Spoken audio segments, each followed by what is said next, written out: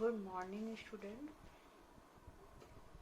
जैसा कि हम आप लोगों का नियमित कक्षाएं लेते आ रहे हैं,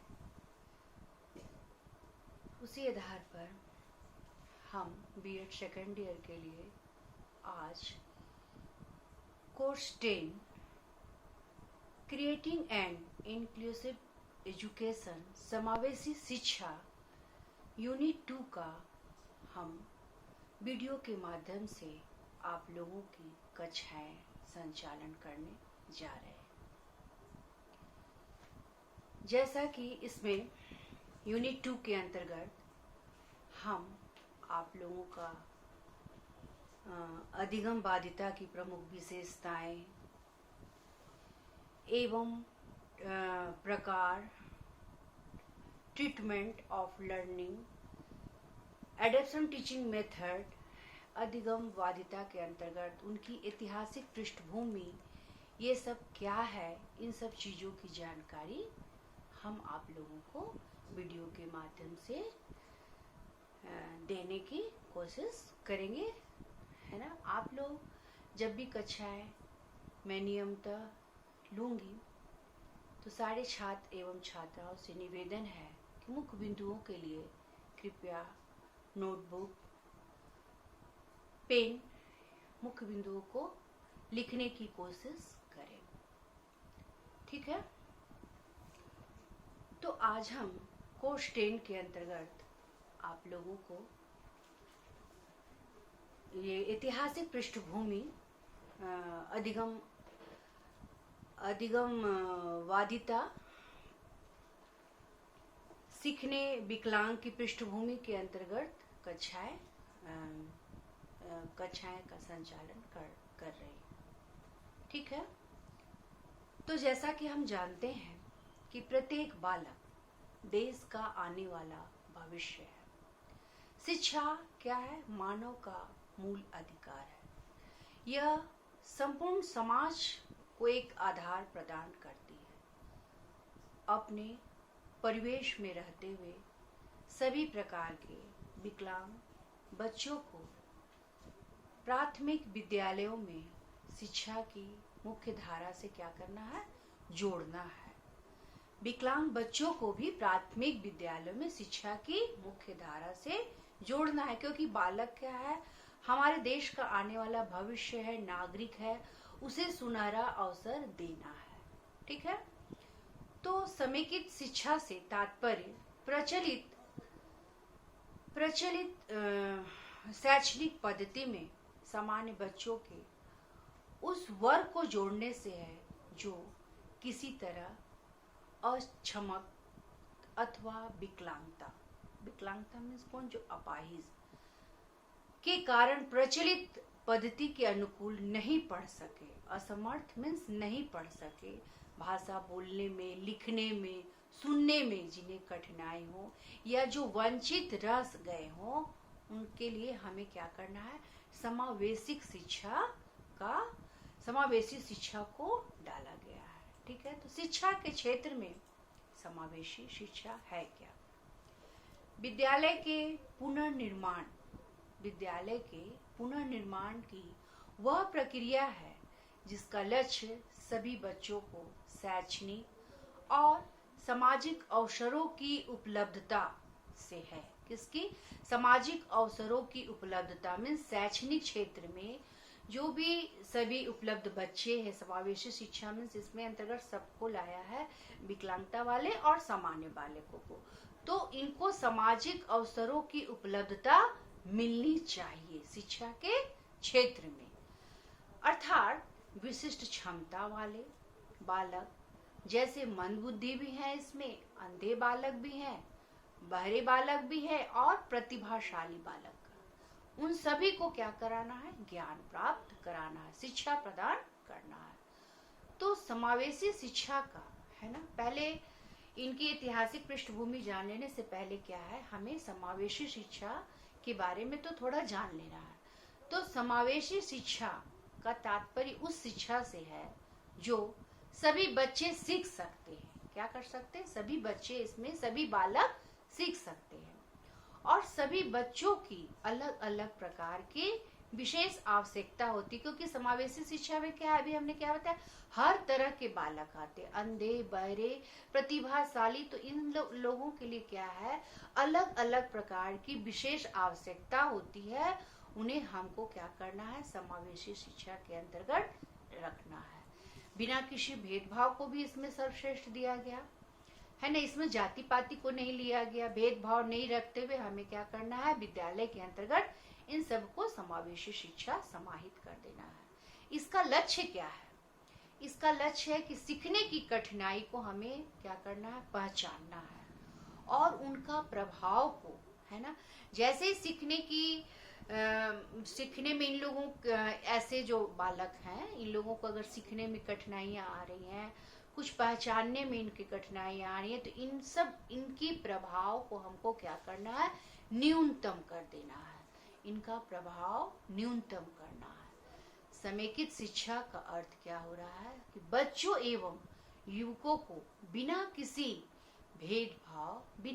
भेदभाव के हमें क्या करना है, स्कूल एवं कॉलेज एवं विश्वविद्यालयों में उचित नेटवर्क की सुविधा के माध्यम से शिक्षा प्रदान करना है।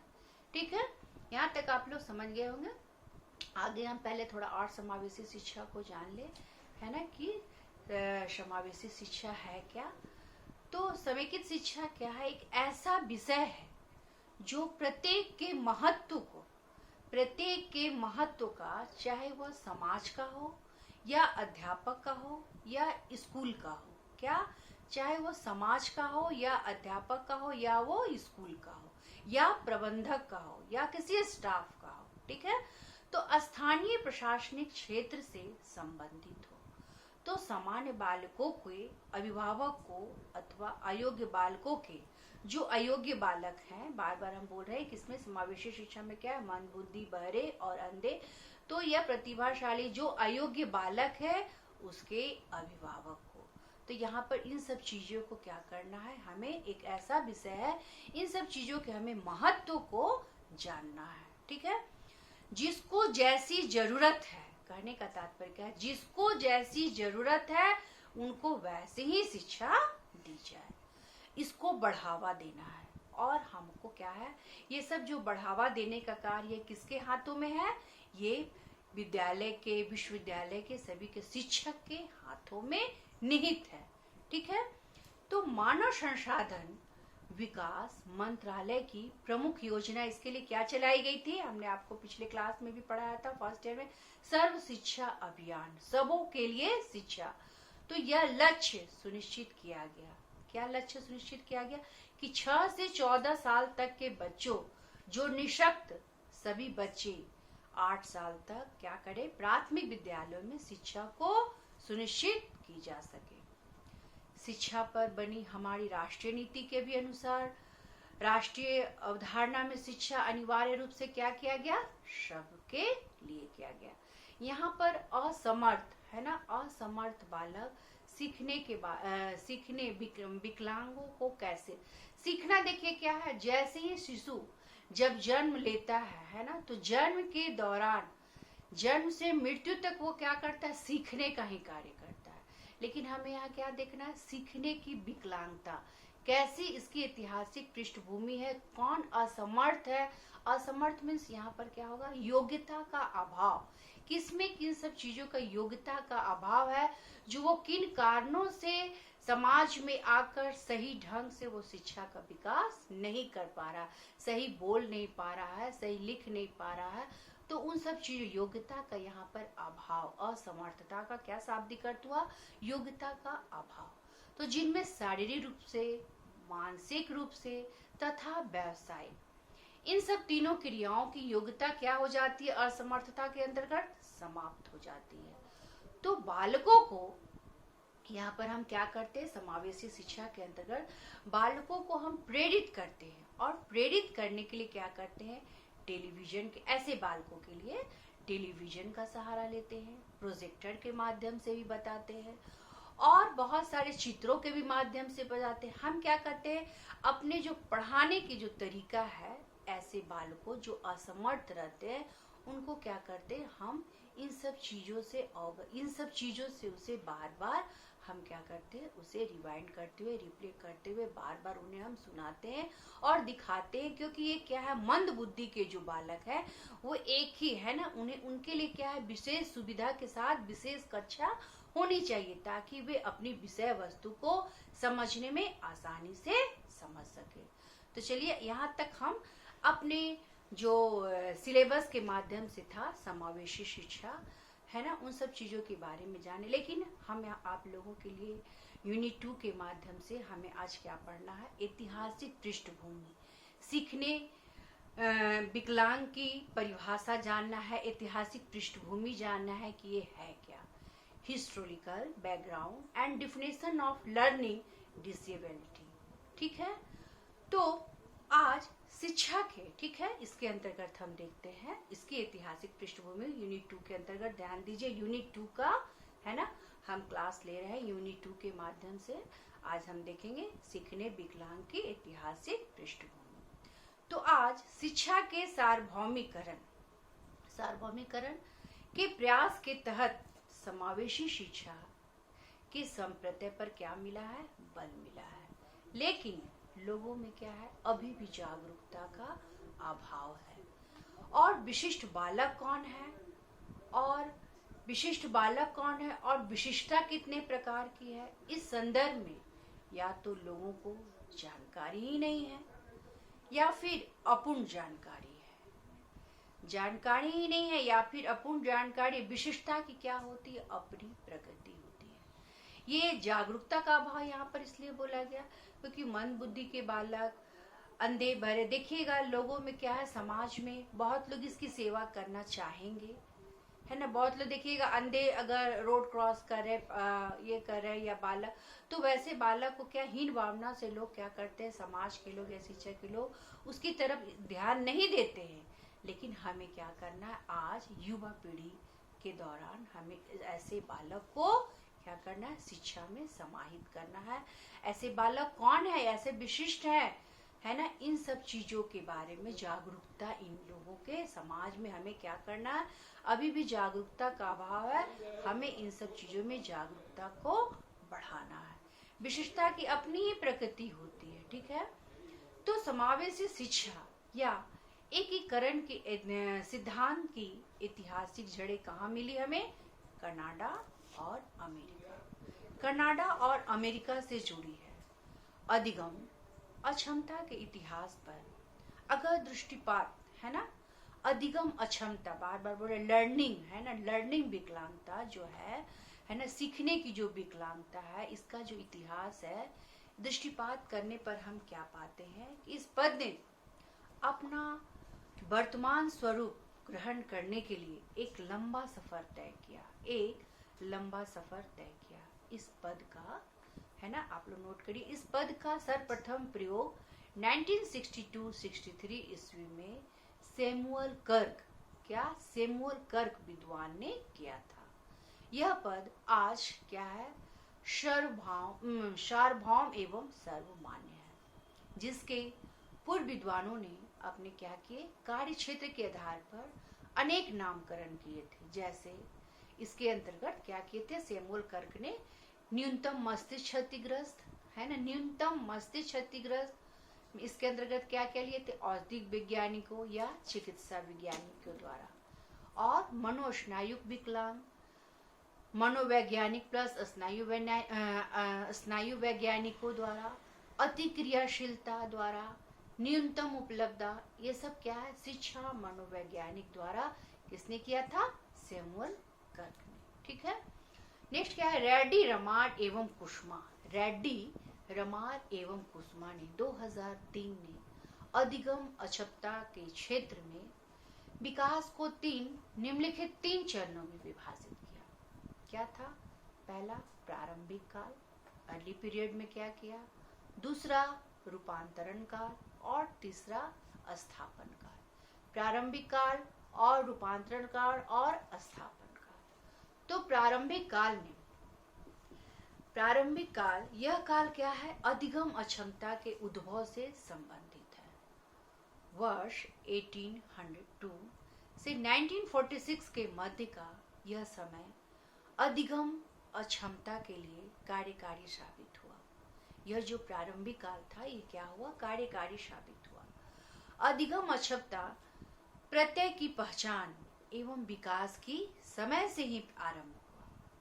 इनकी पहचान तथा उपयुक्त निराकरण हेतु बहुत से प्रयास किए जाने लगे, बहुत से प्रयास किए जा रहे। रूपांतरण काल में क्या हुआ, यह काल अधिगम अक्षमता के क्षेत्र में एक नए रूपांतरण काल के रूप में जाना जाता है। जब अधिगम अक्षमता एक विशेष अक्षमता के रूप में स्थापित हुई, तब अधिगम अक्षमता का प्रत्यय का उद्भव हुआ और दोनों के मध्य का संक्रमण का काल रही और रूपांतरण काल से क्या हो गई, संबंधित हो गई।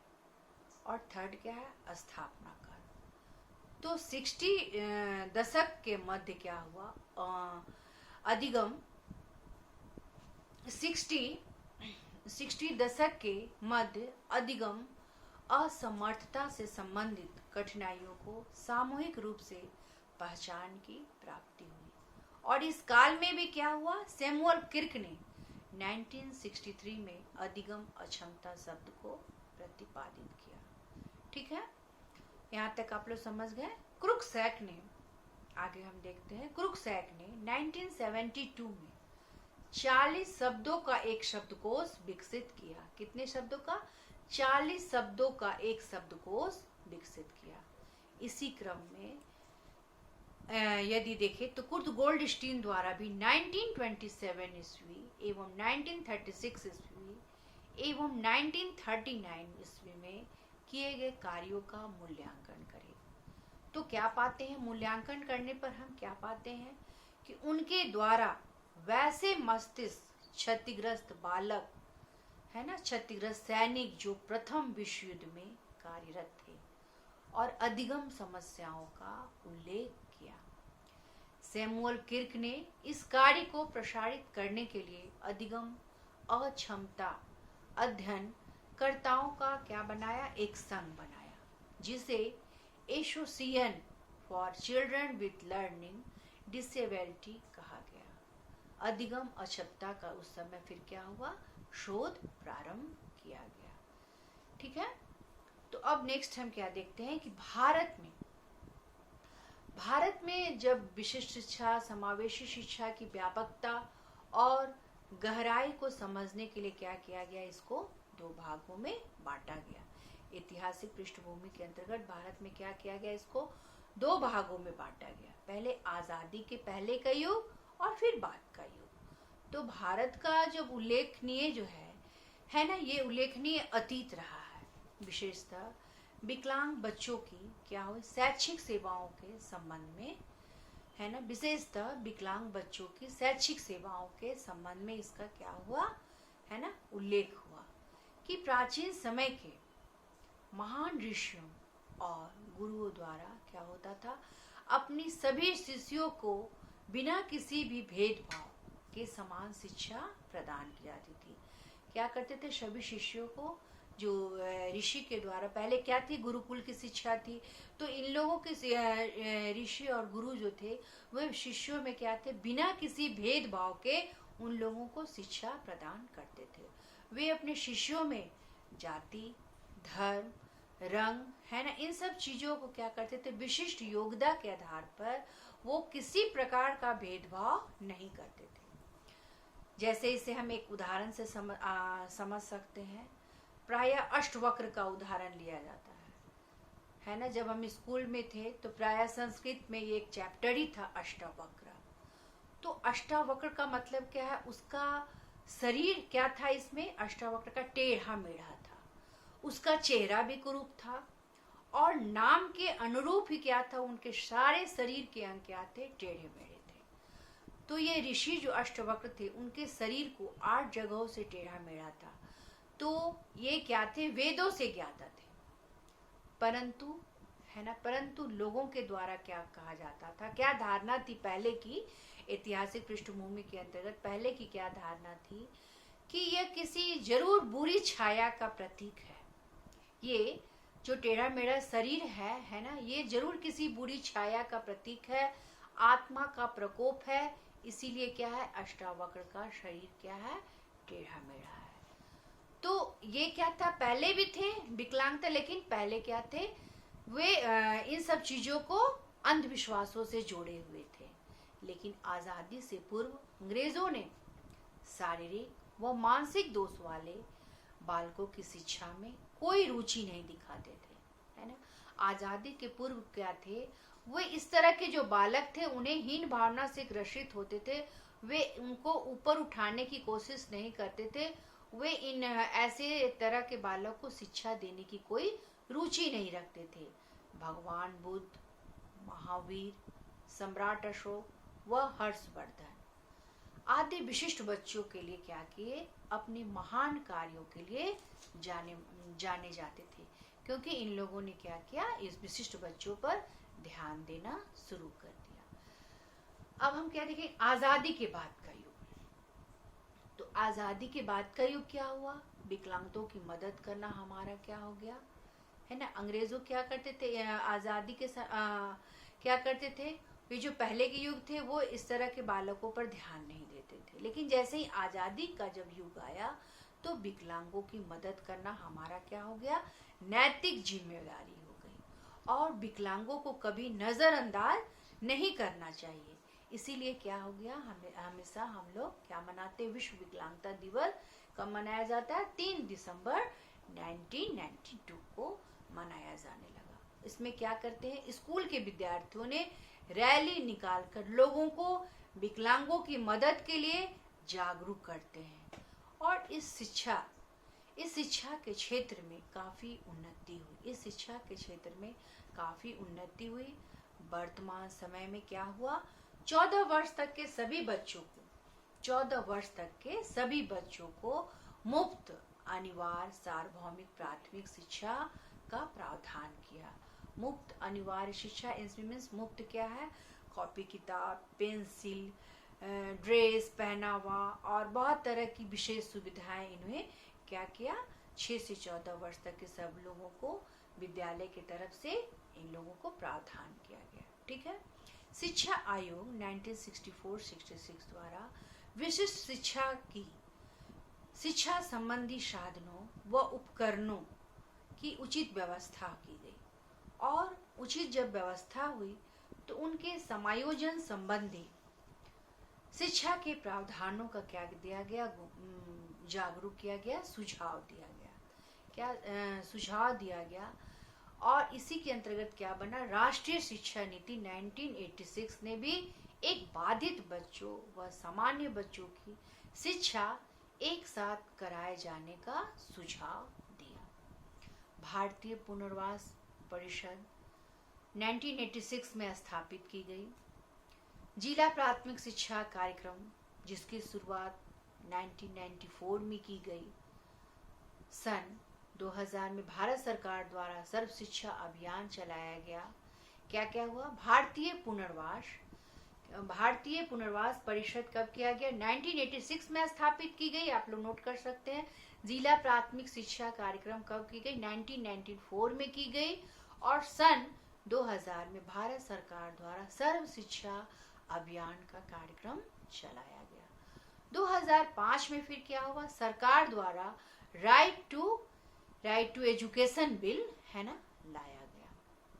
तो 8वीं कक्षा तक कोई भी बच्चा क्या किया गया, किसी भी प्रकार के ग्रेड के कारण पीछे नहीं रहेगा, किसी एक ही कक्षा में नहीं रहेगा, उसे फेल नहीं करना। इन तरह के निर्देशों के साथ क्या हुआ, इस तरह के असमर्थ बालक को ऊपर उठाया गया। अगर किसी विकलांग को मदद से जरूरत हो तो क्या करना चाहिए, हमें आज उसकी तरफ आगे आना चाहिए। ठीक है। अब हम इसके कुछ डिफिनेशन देख लेते हैं, परिभाषा। असमर्थ सीखने विकलांग की परिभाषा को हम देख लेते हैं। क्या है, आप लोग नोट कर सकते हैं। अमेरिका की अपंगों की राष्ट्रीय सलाहकार समिति 1968 के अनुसार अधिगम असमर्थता की परिभाषा क्या दी उन्होंने, राष्ट्रीय सलाहकार समिति के द्वारा क्या हुआ, अधिगम असमर्थता क्या परिभाषा कि बालकों की विशिष्ट अधिगम असमर्थता बालक के द्वारा क्या है इसमें? भाषा को लिखने में, बोलने में, मनोवैज्ञानिक प्रक्रियाओं में, क्या क्या में? भाषा को लिखने में, बोलने में एवं मनोवैज्ञानिक प्रक्रियाओं में एक अथवा एक से अधिक सुझाव सुचारू रूप से प्रणाली का कार्य न कर पाना होता है। इस प्रकार कमियों का आधार सुनने, बोलने, समझने, विचार करने, पढ़ने, लिखने एवं गणना करने तथा शब्दों के विभिन्न वर्तनी दोष करने में कमजोरी को पाया जाना होता है। वर्तनी दोष, वर्तनी का मतलब क्या? शुद्ध लिखना, बोलना, है ना, भाषा को। तो यहाँ पे वर्तनी दोष करने में कमजोरी का पाया जाना होता था। इस प्रकार असमर्थता में शारीरिक बाध्यता जैसे क्या क्या आती हैं? डायलेक्सिया, क्या आती है शारीरिक बाध्यता में? जैसे डायलेक्सिया अथवा अफेशिया नामक, है ना, का विकसित होने की दशा में से तात्पर्य क्या है? इसमें सम्मिलित किया गया है दो तरह के, डायलेक्सिया एवं अफेशिया, असमर्थ बालकों, जिसे इसमें सम्मिलित किया गया है। इसमें अधिगम संबंधी क्या है? समस्याएं सम्मिलित नहीं है, जो मुख्यतः क्या होते हैं? दृष्टि, अधिगम, हाथ, पैर, मानसिक मंदता, भावात्मक बिछोह अथवा वातावरण का समुचित न होने के कारण होती है। मीन्स यहाँ पर क्या बोले? जैसा वातावरण रहेगा, जैसा वातावरण है ना, भाषा लिखने बोलने, तो इन्हें हमें क्या करना है? जागरूक करना है। शिक्षा का क्या काम है? इन्हें हमें विभिन्न रेडियो, प्रोजेक्टर, है ना, टेप रिकॉर्डर के माध्यम से, चित्रों के माध्यम से ऐसे बालक को हमें इनको क्या करना है? मानसिक मंदता के बालकों को हमें क्या करना है? भावनात्मक रूप से हमें इसे दृष्टिवाद सब चीज करते हुए हमें इसे क्या करना है? सुचारू रूप से इसे हमें शिक्षित करना है। ठीक है। अब हम आगे क्या देखते हैं कि सन 1963 में सर्वप्रथम क्रिक ने शब्द में अधिगम, क्रिक के शब्द में अब हम देखेंगे 1963 सर्वप्रथम क्रिक ने क्या किया? अधिगम संबंधी सुझाया। इसको सुझाया कि कैसे हमें इस दोष को वाणी में, भाषा में, बोलने में, लिखने में, कैसे इस दोष को हमें दूर करना है। वो अधिगम असमर्थता पर जोर दिए।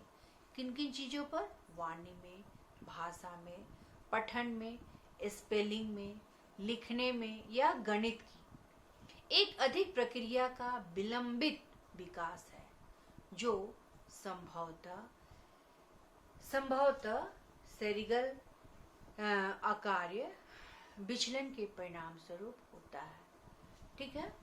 और मानसिक मंदता, संवेदनहीनता, सांस्कृतिक या निर्देशनात्मक, क्या क्या? मानसिक मंदता, संवेदनशीलता, सांस्कृतिक या निर्देशनात्मक कारकों से होता है। इन सब परिभाषाओं के उचित विश्लेषण के माध्यम से अधिगम अक्षमता के अर्थ और अवधारणा के संदर्भ में कुछ उग्र महत्वपूर्ण बातें हमारे सामने आ रही है। ठीक है। अधिगम अक्षमता, है ना, जिनकी हमने ऐतिहासिक पृष्ठभूमि देख ली है। तो इन सब चीजों को देखते हुए क्या आ रहा है? कुछ महत्वपूर्ण बातें उभर कर सामने आ रही है। हमारे सामने क्या क्या आ रही है? पहला क्या है? व्यक्ति विशेष अधिगम अक्षमताओं को व्यक्ति की क्या करनी है? मूलभूत जो मनोवैज्ञानिक प्रक्रियाओं का जो व्यवधान मीन्स बाधा, है ना, जो बाधा आ रही है इनके मूलभूत आवश्यकताओं के अंतर्गत एक विशेष प्रकार के विकारों के रूप में से क्या करना है? समझा जाना चाहिए कि इन विकारों को हमें कैसे दूर करना है। व्यक्ति को इस प्रकार के विकारों के संबंध में उसे क्या करना है? स्वयं के अंदर व्यक्ति को जो त्रुटि है, विकार है, व्यक्ति को इस प्रकार के विकारों का संबंध उसके स्वयं के अंदर निहित कारकों जैसे केंद्रीय स्नायु संस्थान, कार्य प्रणाली असमानता या दोष से ही होता है ना। तो अगर कोई बाधित बालक है, वाणी, हकलाहट, तुतलाना, बोलना, इन सब चीजों से अगर उनका है ना भाषा में विकार नहीं हो रहा है, तो ये जो असामान्यता दोष आ जाता है। तो ये हमारा स्नायु, केंद्रीय स्नायु मीन्स शरीर के अंदर है ना, नाड़ी संस्थान शरीर के अंदर से ही ये उत्पन्न होता है बालक। वो जन्म के समय ही आनुवंशिकता के आधार पे उस बालक में पाई जाती है। तो हमें इन सब चीजों को क्या करना, उसकी दोष को दूर करना है। नेक्स्ट क्या है, अधिगम अक्षमता। इस प्रकार के बाह्य कारकों का प्रत्यक्ष उत्पादन नहीं माना जा सकता। अधिगम अक्षमता इस प्रकार के बाह्य कारकों का प्रत्यक्ष उत्पादन नहीं माना जा सकता, जैसे मानसिक मंदता, इंद्रिय जनित दोष, संवेगात्मक उथल पुथल, सांस्कृतिक पिछड़ापन और भूखमरी आदि बाह्य कारक जो है अधिगम अक्षमता के प्रत्यक्ष उत्पादन नहीं है। ये सब क्या है, इनके महत्व। नेक्स्ट क्या है कि अधिगम अक्षमता से ग्रसित बालक क्या करते हैं, आवश्यक रूप से किसी एक या एक से अधिक संज्ञानात्मक क्षेत्र से जुड़ी हुई है। और संज्ञानात्मक क्षेत्र से जुड़ी हुई है मीन्स क्या, इसमें शारीरिक, मानसिक, संश्लेषणात्मक, विश्लेषणात्मक सारे आएंगे, ठीक है। विशिष्ट एवं अधिगम समस्याओं का विकार, इन सब चीजों का क्या हो जाता है, उन सब चीजों का अधिगम अक्षमता से में जो ग्रसित बालक है उन्हें इन सब चीजों का क्या है, वो इन सब चीजों के शिकार हो जाते हैं, ग्रसित हो जाते हैं। जैसे किसी नई बात को समझने में असमर्थता है ना, जैसे राम आप बोलिएगा तो वो क्या समझेगा, मरा बोल रहा, तो वो क्या हर चीज को उल्टा लेते हैं। तो इन सब चीजों को दोष करने के लिए उन्हें हमें क्या करना है, भाषा संबंधी और संप्रेषण असमर्थता इत्यादि पाया जाता है। उन सब चीजों को धीरे धीरे हमें क्या करना है, जागरूक करना है। जो बालक सीखने में थोड़ी मामूली कठिनाई का, इसमें हर तरह के बालक आते बार बार आप लोगों को, तो इसमें क्या है, जो बालक को सीखने में थोड़ी बहुत मामूली कठिनाई का जो अनुभव करते हैं उन्हें हम अधिगम अक्षम नहीं समझ सकते हैं, क्योंकि हम लोग बार बार क्या बोल रहे हैं, जिसका अधिगम असमर्थ में क्या आ रहा है मीन्स इसमें योग्यता का अभाव। तो जिसमें योग्यता का अभाव है, शारीरिक, मानसिक और सामाजिक तीनों व्यावसायिक क्रियाओं की योग्यता क्या है, इन सब चीजों में असमर्थ में समाप्त हो जाती है। लेकिन ये व्यावसायिक क्रिया में ऐसे बालक को हम क्या है, कुछ अलग हस्तकला से रिलेटेड हम इन सब चीजों को है ना, उन्हें व्यावसायिक तरफ से उन्हें हम जोड़ देंगे ताकि वो क्या कर सके, अपने रोजगार की ओर उन्मुख हो सके, ठीक है। और नेक्स्ट क्या है, इसी के अंतर्गत महत्व में ही national joint committee on learning disability USA, तो इसके अंतर्गत हम क्या देखते हैं, इसके अनुसार क्या है कि मूल रूप से अधिगम जो है लर्निंग अक्षमता या अपंगता है ना। अपंगता हर चीज में क्या है, भाषा में, वाणी में, पठन में, लेखन में। तो अपंगता जो शब्दावली का जो प्रयोग उन विभिन्न प्रकार के विकारों के लिए किया जाता है, जिससे क्या होता है, जिससे व्यक्ति सुनने में, बोलने में, पढ़ने में, लिखने में एवं तर्क करके गणितीय योग्यताओं को सीखने तथा उनके प्रयोग में लाने में क्या होती है, उनको कठिनाइयों का सामना करना पड़ता है और दिखाई देने लगता है। तो इस प्रकार के जो बालक होते हैं वे क्या होते हैं, अंतर्निहित अंदर से ही हमने क्या, केंद्रीय स्नायु संस्थान अंदर से ही इस तरह के विकलांगता पाए जाते हैं और उन्हें कठिनाइयां का सामना करना पड़ता है। बार बार केंद्रीय स्नायु संस्थान के द्वारा क्या है, इन सब चीजों में है ना दोष पाए जाते हैं तथा जीवन में कभी भी इनकी परिणति हो सकती है अगर हम इनके सीखने की जो कला है, अब हम विभिन्न संप्रेषण के माध्यम से अगर इनको हम क्या करेंगे है ना, इनके संप्रेषण के माध्यम से इनके कौशलों का अगर विकास करेंगे तो ये क्या कर सकते हैं, इनकी परिणति में, इनके जीवन में बदलाव आएगा। तो अधिगम अक्षमता के साथ क्या करना है, स्वनिर्मित अधिगम अक्षमता के साथ स्वनियमित व्यवहार क्रियाएं, जो उनकी दिनचर्या, जो उनकी व्यवहार है, उनको हमें क्या करना, एक तरह का कंट्रोल, नियंत्रण में रह के उन्हें प्रत्यक्षीकरण के द्वारा अंतःक्रियाएं, समस्याओं को हमको क्या करना है, समझना है। जो हमें देखने को मिल रही है उन्हें हमें समझना है और उन सब चीजों से उन्हें हमें क्या करना है, निजात करना है। परंतु उनकी यह जो उपस्थिति है अधिगम अक्षमता पैदा कर देती है, ऐसी बात नहीं है। ठीक है। इस प्रकार अधिगम अक्षमता या अपंगता में अन्य कई अक्षमताओं तथा अपंगताओं में अन्य कई अक्षमताओं जैसे इंद्रिय जनित दोष, मानसिक पिछड़ापन है ना। मानसिक पिछड़ापन में जो मानसिक रूप से कमजोर है, जल्दी एक चीज को नहीं समझ पा रहे, बार बार उनके लिए वो प्रयास किया जा रहा है। संवेगात्मक हलचल है ना। तो सामाजिक कुछ समायोजन के दर्शन भी हो सकते हैं तथा कुछ बाह्य प्रभावी परिस्थितियों जैसे सांस्कृतिक पिछड़ापन तथा अधिगम अवसरों का अभाव आदि की उपस्थिति क्या होती है, पाई जाती है। परंतु अधिगम अक्षमता या अपंगता क्या है, इनकी उपज नहीं माना जा सकता है। तो हम यहाँ तक समझ गए।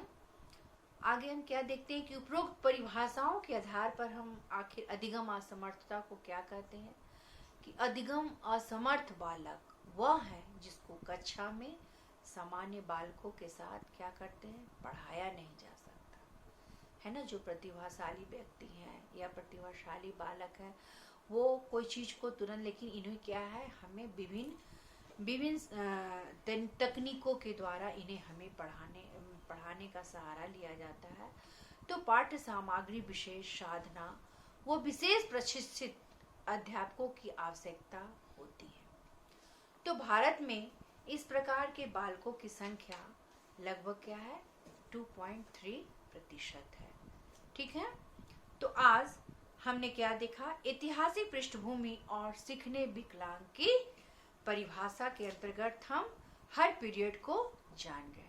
ठीक है। अब इससे रिलेटेड कुछ ऑब्जेक्टिव क्वेश्चन जो प्राय एग्जाम में आप लोगों को पूछे जाते हैं, हेल्प के लिए आप लोगों को दे रहे हैं। अधिगम असमर्थी बालकों की शिक्षा दी जाती है किसके अनुसार। अब आप लोगों को बताना है कि समान विद्यालय में, कि समावेशी शिक्षा में, कि विशिष्ट विद्यालय में, कि सभी के द्वारा अधिगम असमर्थी बालकों को शिक्षा दी जाती है किसके द्वारा, सामान्य विद्यालय के द्वारा, कि समावेशी शिक्षा, कि विशिष्ट विद्यालय, कि उपरोक्त सभी।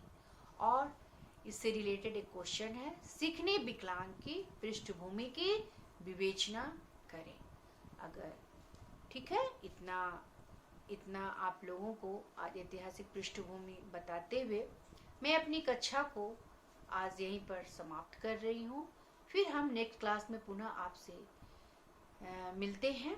अगर यहाँ तक समझ में आ गया हो तो लाइक करें एवं सब्सक्राइब।